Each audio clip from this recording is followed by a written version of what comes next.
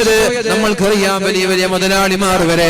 അതുകൊണ്ട് മുഅ്മിനീങ്ങളെ, രോഗം വരാതിരിക്കാൻ അല്ലാഹുവിനോട് ദുആ ചെയ്യേ. രോഗം വന്നതിന് ശേഷം ദുആ ചെയ്തിട്ടുണ്ട്. രോഗം വന്നതിന് ശേഷം ദുആ ചെയ്തിട്ടുണ്ട്.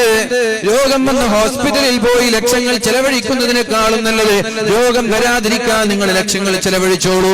1 രൂപ രോഗം വരാതിരിക്കാൻ ചെലവഴിക്കുന്നതാണ് രോഗം വന്നിട്ട് ലക്ഷങ്ങൾ ചെലവഴിക്കുന്നതിനേക്കാളും നല്ലത്. എന്താണ് രോഗം വരാതിരിക്കാൻ വേണ്ടി ചെലവഴിക്കുന്നത്? എങ്ങനെയാണ്? നല്ലൊരു സൈക്കിൾ വാങ്ങുക, രാവിലെ ആയാൽ 1 മണിക്കൂർ നേരം സൈക്കിൾ ഓട്ടുക. അല്ലെങ്കിൽ നല്ലൊരു ഷൂ വാങ്ങുക. ആകെ 500, 600, 1000, 2000 രൂപയുള്ള ഒരു ഷൂ വാങ്ങിയാൽ രാവിലെ എണീറ്റ് 1 മണിക്കൂർ നേരം ഓടുക. അല്ലെങ്കിൽ നല്ലൊരു പന്ത് വാങ്ങി ഫുട്ബോൾ കളിക്കുക. അല്ലെങ്കിൽ വേറെന്തെങ്കിലും കളികൾ കളിക്കുക. അല്ലെങ്കിൽ രാവിലെ എണീറ്റാൽ ജിമ്മിന് പോവുക. നമ്മുടെ ശരീരത്തിന്റെ ആരോഗ്യം നമ്മളാണ് നിയന്ത്രിക്കേണ്ടത്. അതിനുവേണ്ടി സമ്പത്ത് ചെലവഴിക്കുന്നതാണ്. രോഗം വന്നിട്ട് ശരീരം മരിക്കുന്നതിനേക്കാളും നല്ലത് ഹോസ്പിറ്റലുകളിൽ കൊണ്ടുപോയി രോഗം വന്നിട്ട് നമ്മൾ അവിടെ ചെലവഴിക്കുന്നതിനേക്കാളും നല്ലത്. ഇത് ആണുങ്ങളുടെ മാത്രം കാര്യമല്ല, പെണ്ണുങ്ങളും ആരോഗ്യം സൂക്ഷിക്കേണ്ടവരാണ്. പണ്ടത്തെ പോലെയല്ല ഇന്നത്തെ ഉമ്മമാര്. ഇന്നെല്ലാം സ്വിച്ചിലൂടെയാണ് കാര്യങ്ങൾ നിയന്ത്രിക്കുന്നത്. അരക്കുന്നത് സ്വിച്ചാണ്, അതേപോലെ തന്നെ അലക്കുന്നത് സ്വിച്ചാണ്, അതേപോലെ പാചകം ചെയ്യുന്നതും സ്വിച്ചാണ്. പഴയതുപോലെ കുണിയാനില്ല, മറിയാനില്ല, ഓടാനില്ല, അധ്വാനിക്കാനില്ല, വിയർക്കാനില്ല. അങ്ങനെ വീട്ടിലിങ്ങനെ സുഖിച്ച് എക്സസൈസ് ഇല്ലാതെ ആരോഗ്യം നഷ്ടപ്പെടുകയാണ് പലരുടേതും. ഒരു 40 വയസ്സാകുമ്പോഴേക്കും വയസ്സന്മാരെ പോലെ, വയസ്സത്തിമാരെ പോലെയാകുന്നുണ്ട്.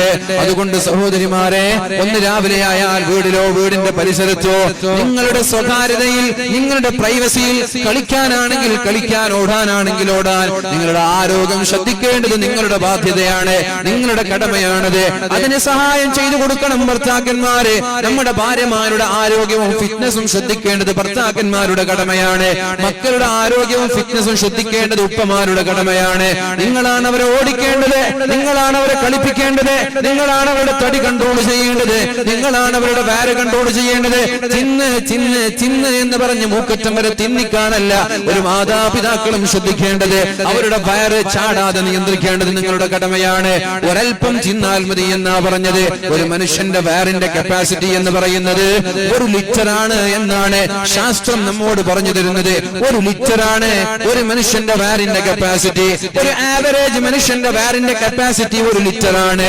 ആ 1 ലിറ്ററിൽ 1/4 ലിറ്ററാണ് തിന്നേണ്ടത്, 1/4 ലിറ്ററാണ് കുടിക്കേണ്ടത്, 1/4 ലിറ്റർ ഒഴിച്ചിടണമെന്നാണ് ശഫീഉനാ റസൂലുള്ളാഹി സല്ലല്ലാഹു അലൈഹി വസല്ലമ തങ്ങൾ നമ്മോട് പഠിപ്പിച്ചത്. ഒരു 1/4 ലിറ്റർ തിന്നണമെന്നാ പറഞ്ഞത്, ഒരു 1/4 ലിറ്റർ കുടിക്കണമെന്നാ പറഞ്ഞത്. നമ്മൾ തിന്നുന്ന പത്തിരി എത്ര ലിറ്റർ ആകുമെന്ന് ആലോചിച്ചു നോക്കൂ ചെറുപ്പക്കാരാ. നമ്മൾ തിന്നുന്ന ബിരിയാണി എത്ര ലിറ്റർ ആകുമെന്ന് ആലോചിച്ചു നോക്കൂ. വെറുതെയല്ല വേറെ വരുന്നത്, വെറുതെയല്ല വേറെ ചാടുന്നത്. നിങ്ങൾ എത്ര ടീഷർട്ട് ഇട്ട് നടന്നിട്ടെന്താ, നിങ്ങൾ എത്ര ജീൻസ് ഇട്ട് നടന്നിട്ടെന്താ? ആ കുംഭ കാണുമ്പോൾ ആരാണ് നിങ്ങളെ ശ്രദ്ധിക്കുക? ചാടിയ വേറുകൾ ബോറാണെന്ന് മനസ്സിലാക്കണം എന്റെ പ്രിയപ്പെട്ട ചെറുപ്പക്കാരെ. നിങ്ങളെ ഇൻസൈഡ് കൊണ്ട് കാര്യമില്ല, നിങ്ങളുടെ ടീഷർട്ട് കൊണ്ട് കാര്യമില്ല. വയറ് ചാടാതെ ശ്രദ്ധിക്കേണ്ടത് നല്ലൊരു മുഅ്മിനിന്റെ കടമ കൂടിയാണ് എന്ന് മനസ്സിലാക്കുക. അൽ മുഅ്മിനുൽ ഖവിയ്യു ഖൈറുൻ വഅഹബ്ബു ഇലല്ലാഹി മിനൽ മുഅ്മിനിൽ ളഈഫ്. ആരോഗ്യമുള്ള ഫിറ്റ്നസ് ഉള്ള മുഅ്മിനെയാണ് ബലവാനായ, ദുർബലനായ, ശക്തിയില്ലാത്ത, ആരോഗ്യമില്ലാത്ത മുഅ്മിനെക്കാളും അല്ലാഹുവിന് ഇഷ്ടമെന്ന് ശഫീഉനാ റസൂലുള്ളാഹ്. എല്ലാം ഇസ്ലാമിന്റെ ഭാഗമാണെന്ന് മനസ്സിലാക്കുക. ശരീരത്തിന്റെ ദുർമേധസ്സുകൾ തടയേണ്ടത്, ഫാറ്റ് നിയന്ത്രിക്കേണ്ടത്, കൊളസ്ട്രോൾ നിയന്ത്രിക്കേണ്ടത്, ഷുഗർ നിയന്ത്രിക്കേണ്ടത്. എന്ത് തിന്നണമെന്ന് ചോദിച്ചാൽ എല്ലാം തിന്നണം. നമ്മള് ഒന്നും തിന്നണ്ട എന്ന് ഇസ്ലാം പഠിപ്പിക്കുന്നില്ല. പക്ഷെ തിന്നേണ്ടത് ഒരു 1/4 ലിറ്റർ തിന്നാൽ മതി എന്നാ പറഞ്ഞത്. പിന്നെ കുറച്ച് കഴിഞ്ഞിട്ട് വിശക്കുമ്പോ വീണ്ടും ഒരു 1/4 ലിറ്റർ തിന്നുന്നത് കൊണ്ട് കുഴപ്പമില്ല.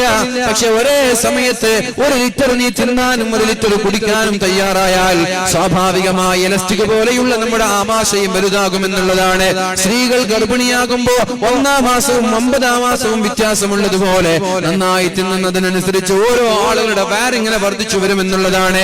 പിന്നെ നിങ്ങൾ ജിമ്മിന് പോയി അബ്ഡോമിൻ ചെയ്താൽ നിങ്ങളുടെ വയർ കുറയൂല. ഓടിയാലും ഫുട്ബോൾ കളിച്ചാലും വയർ കുറയൂല. വയർ കുറയണമെങ്കിൽ തീറ്റ തന്നെ നിയന്ത്രിക്കേണ്ടതുണ്ട്. വയറ്റത്തേക്ക് പോകുന്നത് നിയന്ത്രിച്ചാലേ വയർ കുറക്കാൻ കഴിയുള്ളൂ. അതുകൊണ്ട് ആരോഗ്യം ശ്രദ്ധിക്കുക. ആരോഗ്യം വളരെ പ്രധാനമാണ്. ഇസ്ലാം സർവ്വസ്ഥലങ്ങളിലും ആരോഗ്യത്തിന് വേണ്ടി ദുആ ചെയ്യാൻ നമ്മോട് പറഞ്ഞിട്ടുണ്ട്. സുബഹി നിസ്കാരത്തിന് നമ്മൾ എണീറ്റാൽ നിരന്തരമായി ദുആ ചെയ്യാറുള്ള പ്രാർത്ഥനയാണ് അല്ലാഹുമ്മ ഹ്ദിനി ഫീമൻ ഹദൈത്, اللهم اهدني فيمن هديت وعافني فيمن عافيت وتولني فيمن توليت ان അല്ലാഹുവിനോട് നമ്മൾ ദുആ ചെയ്യാറുണ്ട് اللهم اهدني فيمن هديت അല്ലാഹുവേ നീ ഹിദായത്ത് കൊടുത്തവരിൽ എന്നെയും നീ ഉൾപ്പെടുത്തണേ അല്ലാഹ് നീ ആഫിയത്ത് കൊടുത്തവരിൽ എന്നെ ഉൾപ്പെടുത്തണേ അല്ലാഹ് നീ ഒരുപാട് ആളുകൾക്ക് ആരോഗ്യം നൽകിയിട്ടുണ്ട് റബ്ബേ അതിൽ എന്നെ ഉൾപ്പെടുത്തണേ എന്നാണ് അല്ലാഹുവിനോട് നമ്മൾ ദുആ